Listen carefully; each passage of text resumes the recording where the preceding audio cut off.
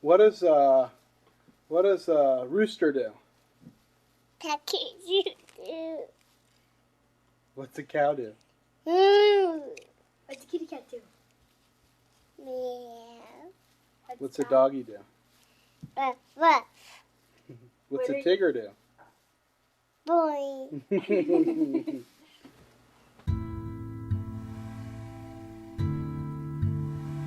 On May 30th, 2000, when Emily was 6 months old, she had her first seizure.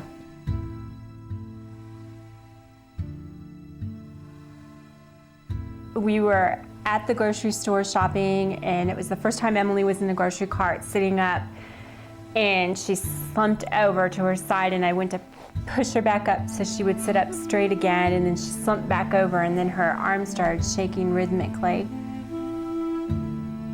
I was at work when I got the call. Melissa tried to sound calm, but I could tell that she was scared. And I was out the door and in the car before she ever had time to hang up the phone.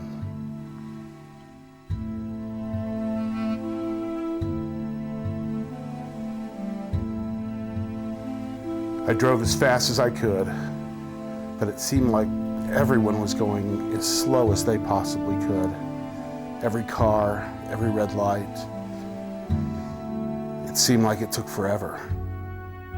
So we spent the first night in the hospital, and they did an EEG and observed her.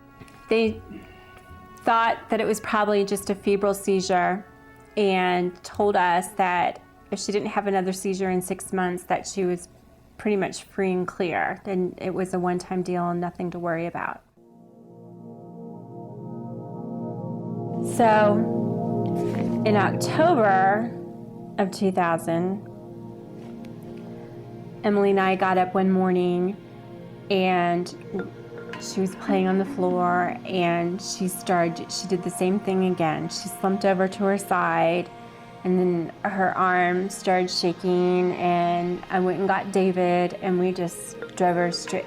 I think we may have called the pediatrician, but we drove her straight to the pediatrician's office. She seized for over an hour. The pediatrician tried to get her hooked up to an EEG. He gave her Ativan to try to stop the seizure. I could tell that he was becoming more and more anxious, and this made Melissa and me anxious. Finally, he called an ambulance. Then he called back and asked for an ambulance with advanced life support capabilities.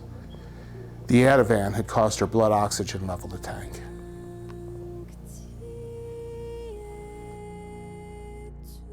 The pediatrician rode in the ambulance with Emily in the back, and I sat in the front.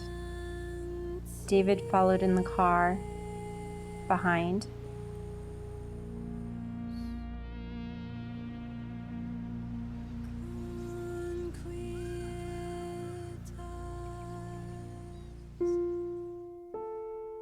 When her neurologist recommended that we put her on phenobarbital, that was probably the hardest decision we had ever made in regards to our children at that time. We didn't like it at all. I was an addiction specialist and a mental health clinician. I knew the risks associated with anti-seizure drugs, especially for a little baby, but we had no choice. Every day from that point on, I would crush Emily's medication in a pill crusher and mix it up in her baby food and give it to her twice a day.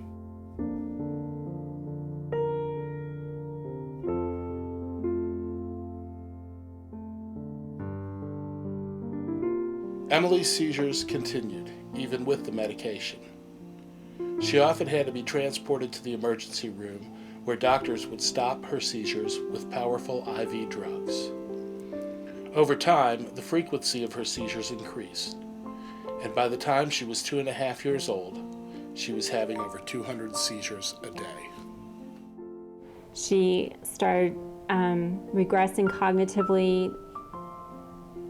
She began to not interact with the people around her, with her sisters, with us, with friends.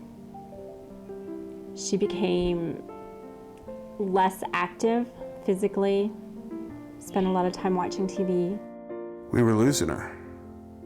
We both knew it, but we were afraid to say it. We had tried over a dozen different medications, but the seizures continued.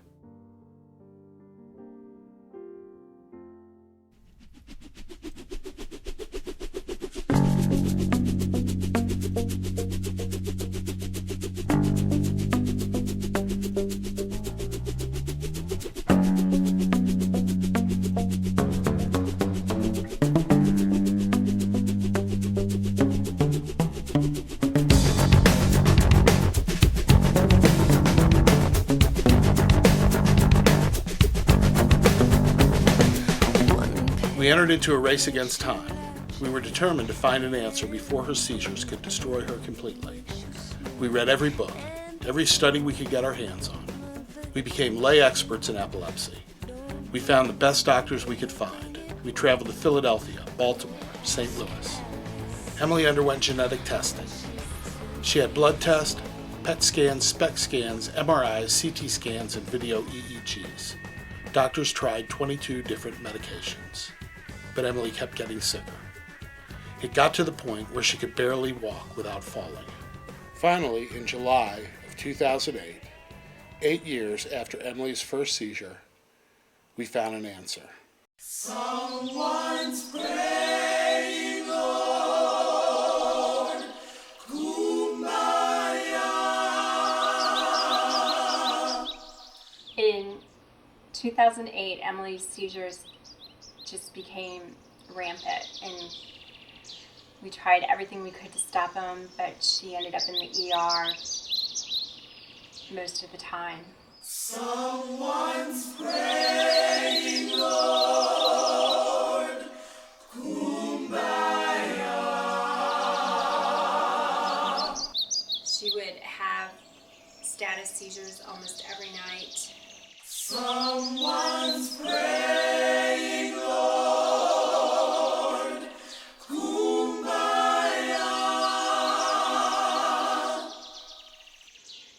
On July 1st, we took her in to St. Louis Children's Hospital, and she had brain surgery.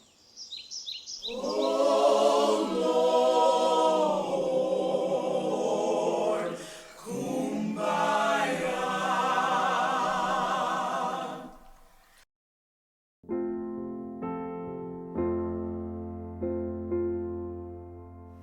After Emily's surgery, her seizures decreased, and we made one medication change, and she's been seizure-free ever since. Immediately post-surgery, we could see a difference in her speaking abilities. Her vocabulary was increasing on a daily basis. Her memory. Thanks to improvements in brain imaging techniques and surgical techniques, which came as a direct result of brain research, they were able to save our daughter. Emily's in the special needs program at her school, and there they provide speech therapy, occupational therapy, and an individualized educational plan for her. She goes to Boulder 3 times a week for therapy. She has physical therapy, occupational therapy, and speech therapy. Nowhere else in medicine has research produced more dramatic results than in the area of neurology and brain research. New medications, better brain imaging tools, and improved surgical techniques are producing results which we only dreamed of just a few short years ago. Deep brain stimulation is improving the lives of people with Parkinson's and other movement disorders. Real-time brain mapping allows doctors to better understand and diagnose disorders such as MS and dementia. It helps surgeons pinpoint parts of the brain where seizures originate. The stuff that was science fiction just a few years ago is now practical science, bringing movement to those who were once paralyzed, bringing eyesight to the blind, and saving the lives of children like Emily. The mean, I can remember walking into Dr. Rice's office, literally holding her like this and going, fix her. And that's exactly what I said. Lights will guide you home and ignite your bones, and I will try to fix you.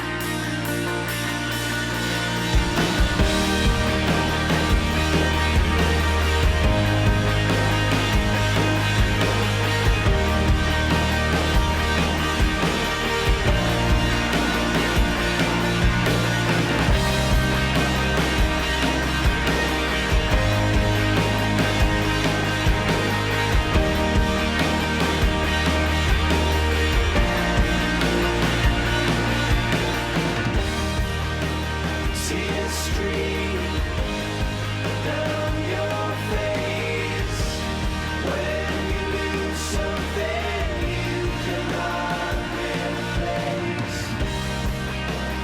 Tears stream down your face.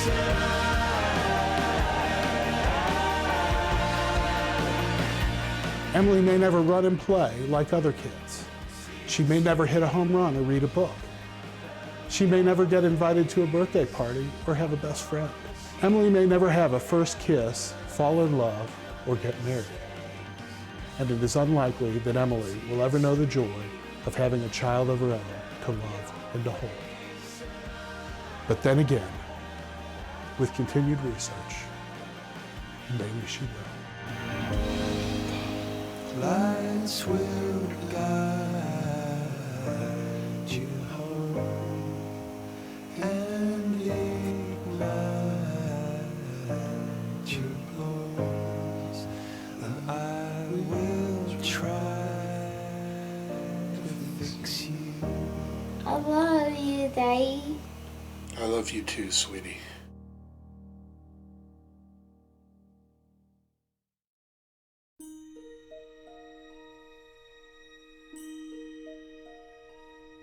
The sun will come out tomorrow. Bet your bottom dollar that tomorrow there'll be sun. Just thinking about tomorrow clears away the cobwebs and the sorrow till there's none. When I'm stuck with a day that's gray and lonely, I just stick out my chin and grin and say, oh, the sun will come out tomorrow, so you gotta hang on till tomorrow.